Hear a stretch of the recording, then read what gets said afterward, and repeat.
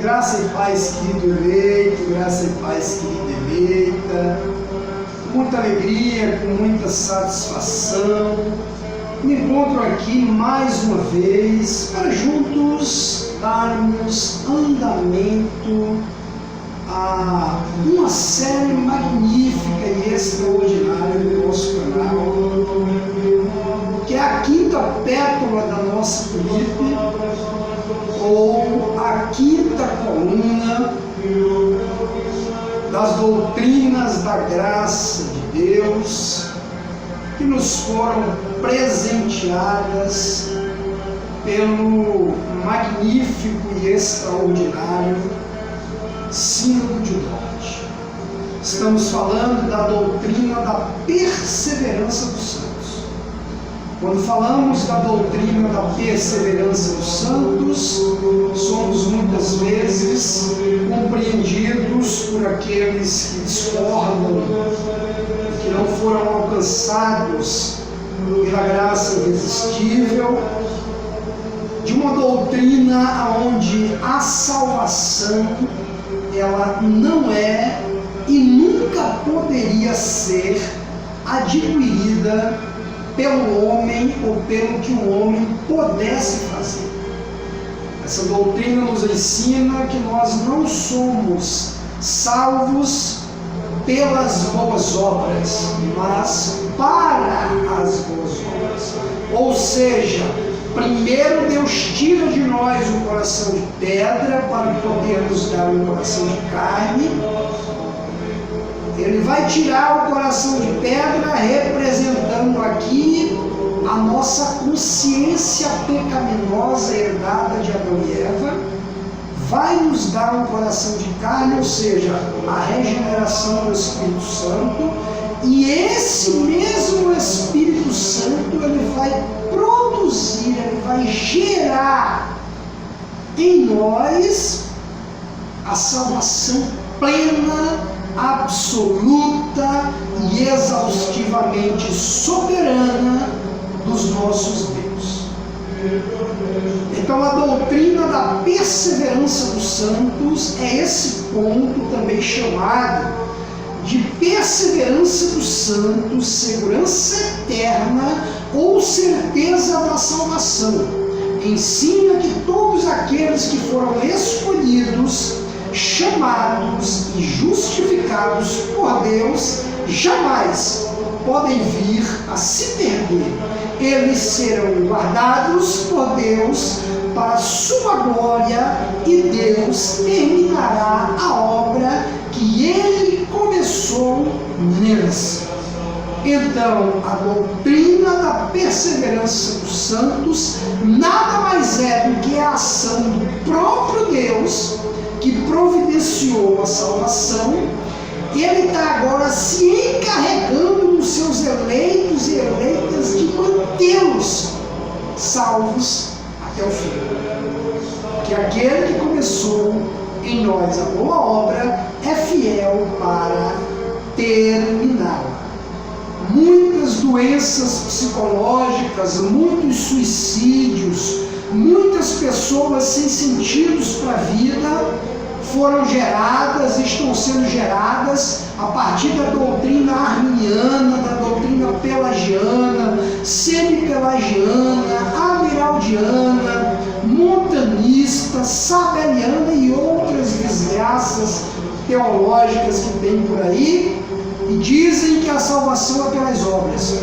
Agora vejam o conflito emocional, o conflito espiritual e o conflito psicológico que essas falsas doutrinas elas causam no ser humano. Como que um ser humano que nasce morto, herdeiro da maldição do pecado de Adão e Eva, juridicamente condenado por Deus a carregar uma consciência pecaminosa e uma morte espiritual, ele vai poder produzir boas obras?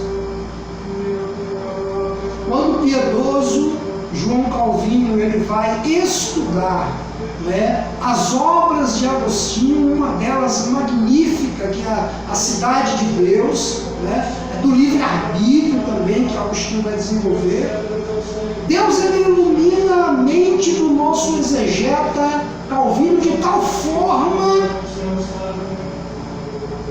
e ele compreende o seu estado de um homem miserável e pecaminoso. O que é que ele vai dizer? Todos já nascem em direção ao inferno. Deus não envia ninguém para o inferno. Deus apenas tira alguns de lá. Tudo que você vê de bom em mim é Deus. E o que você vê de mal é meu mesmo.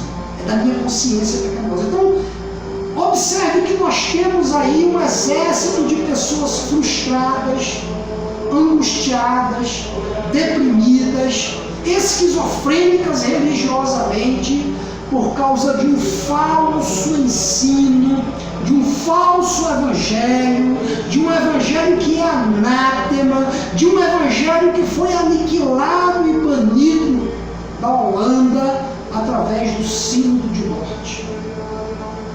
E essa erva daninha prosperou, essa erva daninha cresceu como é de se esperar.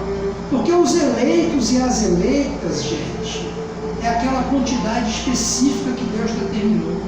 No final dos tempos, a falsa igreja será gigantesca.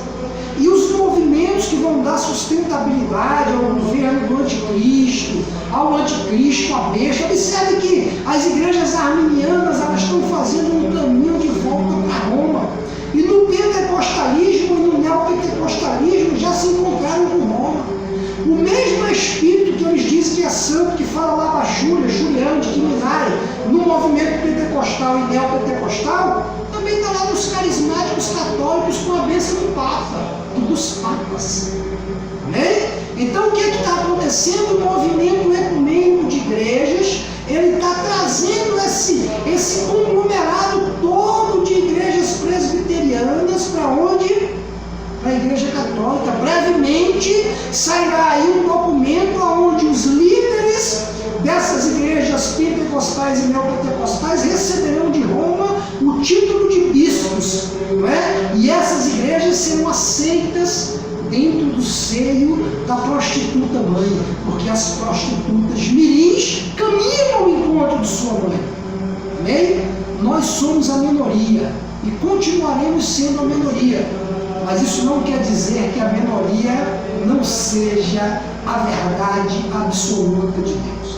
Portanto, abra sua Bíblia comigo em Jeremias capítulo 32 e o versículo de número 40.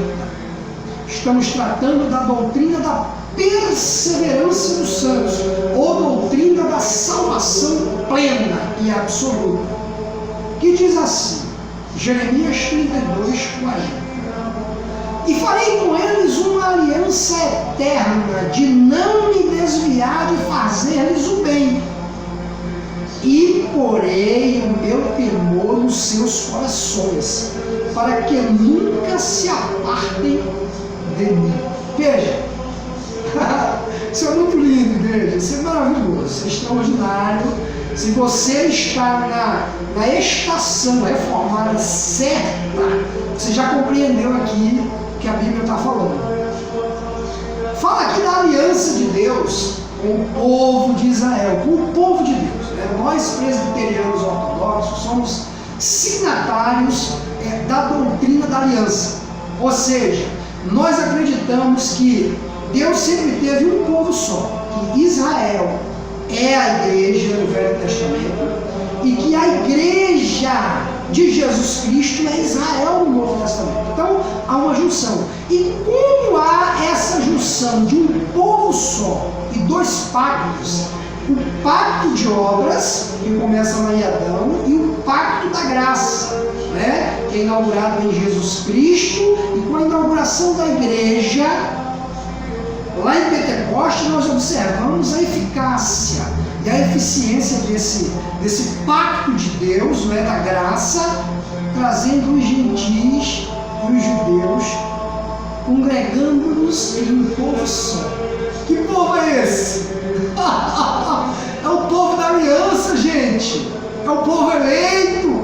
É o povo que vai morar no céu. É o povo que o diabo não pode tocar. É aquele povo que comete erros, comete pecado. O que Jeová faz? Tira o cinto, vai lá e ó, chibata no crente rebelde. Mas a salvação não perde. Está aqui, ó.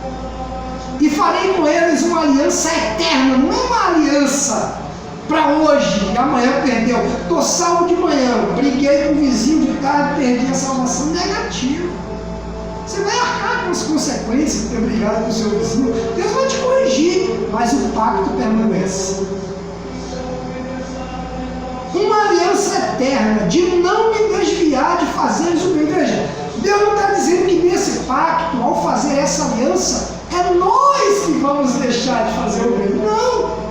Está dizendo que é Ele que nunca deixará de nos fazer o bem. O que é que nós compreendemos com isso? Que até o castigo, que até a cintura usada, que até o chicote de Deus em nossa vida é cumprimento da aliança, é cumprimento da promessa, é cumprimento de que nós fazemos parte de um povo eleitos antes da fundação do mundo, partícipes dessa aliança eterna com nosso Deus.